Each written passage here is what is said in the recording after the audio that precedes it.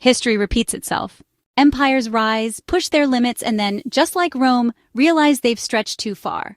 But what if the greatest lesson from Rome isn't about conquest, but about knowing when to stop? What if true power isn't endless expansion, but knowing where to draw the line? Hadrian's Wall wasn't just a barrier, it was a bold statement that shaped the destiny of an empire. Let's explore why its lesson is more relevant today than ever.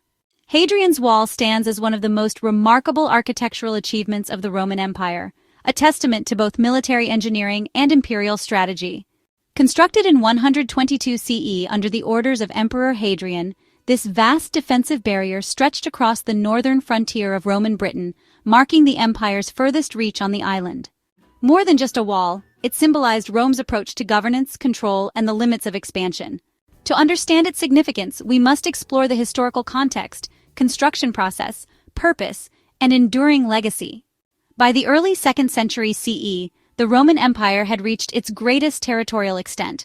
Under Emperor Trajan, Rome expanded aggressively, securing lands from Dacia to the Middle East. But when Hadrian ascended to the throne in 117 CE, he inherited an empire that was overstretched and increasingly difficult to govern. Unlike his predecessor, Hadrian prioritized consolidation over conquest. He sought to secure the empire's borders rather than push them further.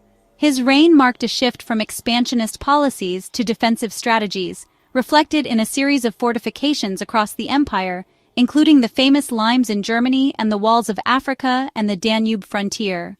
Britain posed a unique challenge.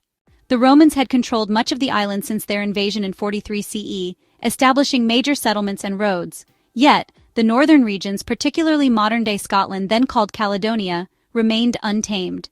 The local tribes, including the fierce Picts, resisted Roman rule, launching frequent raids against settlements and military outposts. Instead of embarking on another costly campaign to subdue them, Hadrian chose to define the boundary of Rome's dominion with a formidable defensive structure. Hadrian's Wall stretched 73 miles or 117 kilometers from the River Tyne near present-day Newcastle in the east to the Solway Firth in the west. This was no simple border fence. It was an immense feat of engineering, built primarily from stone and turf, depending on the region. The wall varied in height, typically reaching 15 feet high, with a 10-foot wide ditch on the north side, further reinforcing its defensive capabilities. The construction was carried out by 3 Roman legions, each consisting of thousands of highly trained soldiers. These legions, likely the Legio II Augusta, Legio VI Victrix, and Legio X Valeria Victrix, were responsible for not only the wall itself, but also the network of forts, Milecastles, and turrets built along its length. Every Roman mile, about 1,500 meters, a Milecastle housed a garrison of soldiers, ensuring the wall was constantly manned. Between these Milecastles, watchtowers, also known as turrets, provided additional surveillance. In key strategic locations, larger forts were constructed to house hundreds of troops, serving as supply bases and command centers. One of the most famous forts, Vindolanda, has provided archaeologists with some of the most remarkable insights into life along the wall, including preserved letters and personal belongings of Roman soldiers and civilians. Hadrian's Wall was not merely a defensive barrier. While it certainly helped control raids and incursions, it also functioned as a customs checkpoint, regulating the movement of people and trade between the Roman-controlled south and the unconquered north. Goods, livestock, and merchants passing through had to go through official gates, allowing the Romans to tax and monitor trade. Beyond its practical uses, the wall served as a statement of Roman power. It demonstrated Rome's ability to dominate landscapes, reshape territories, and impose order on chaos. To those outside the empire, it was a clear message. This is Rome's domain, and beyond this line, you are in the lands of the barbarians. To those within, it reinforced the might of the emperor and the military's presence, deterring rebellion. For the Roman soldiers stationed along Hadrian's Wall, life was a blend of routine military duties and moments of interaction with the local population. The garrisons were not solely made up of Roman citizens, but also included auxiliary troops, soldiers recruited from the vast provinces of the empire from Germany to North Africa.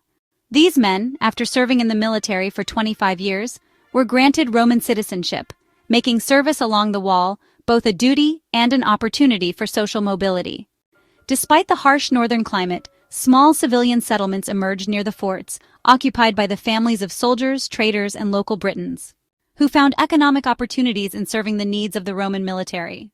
The letters from Vindolanda, for example, include everything from requests for warm clothing to birthday invitations, revealing a surprisingly rich and complex social life behind this military frontier. Hadrian's Wall remained a crucial defensive structure for nearly 3 centuries. However, its role evolved over time. In the 140s CE, Hadrian's successor, Antoninus Pius, attempted to push the frontier further north, constructing the Antonine Wall in Scotland. This new fortification, however, was abandoned after just 2 decades, and Hadrian's Wall was reoccupied and maintained as Rome's northern limit. As the Roman Empire weakened in the 4th and 5th centuries, pressure from northern tribes and internal instability led to the gradual abandonment of the wall. By the early 5th century, as Roman authority in Britain collapsed, the structure ceased to function as a military border. Over the centuries, much of its stone was reused for local buildings, but significant portions remain standing today.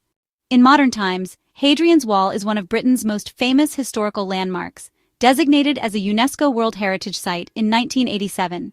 It serves as a powerful reminder of Rome's influence on Britain and a symbol of imperial ambition, endurance, and eventual decline. Visitors today can walk along its ruins, standing in the footsteps of Roman soldiers who once guarded the empire's northernmost frontier. Hadrian's Wall was more than a simple fortification. It was a manifestation of Rome's philosophy of control, order, and power. Built not just to keep enemies out, but to define the empire itself, it marked a shift in Roman strategy, from ceaseless expansion to the careful defense of borders. Though its military significance faded with the fall of Roman Britain, its legacy endures as a symbol of one of history's greatest civilizations and their attempt to carve a lasting presence at the edge of the known world. I'll leave you to discuss in the comments. Was Hadrian a genius for setting boundaries, or was Rome just running out of steam? You can support us by subscribing if you haven't already. Take care of yourselves, take care of your loved ones, and I'll catch you soon in another video.